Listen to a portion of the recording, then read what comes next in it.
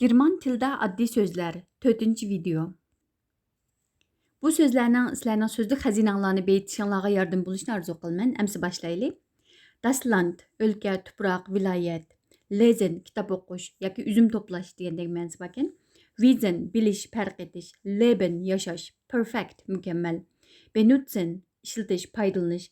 Erklären, izahat beriş, təsvirləş, elan qilish, aniqlash. Nochmal, qayta, tekrar.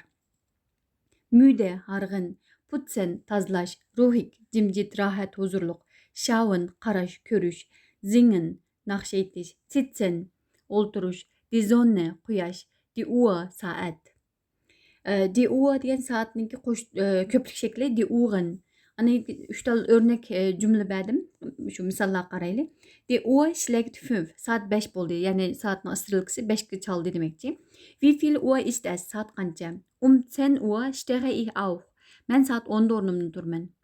Devam qilaylı. Die Ampel, qatnaşçırığı. Einfach, asan, kolay, addi. Geben, ma'lum bir narsani berish.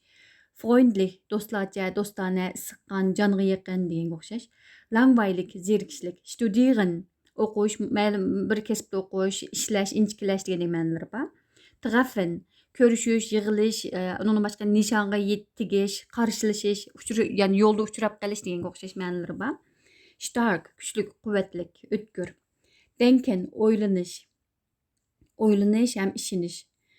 Tragen, kiyish, taqash, yani ayollarning so'm kesishi, glaslik taqash degandagi jiq ma'nolari bor bu so'zning.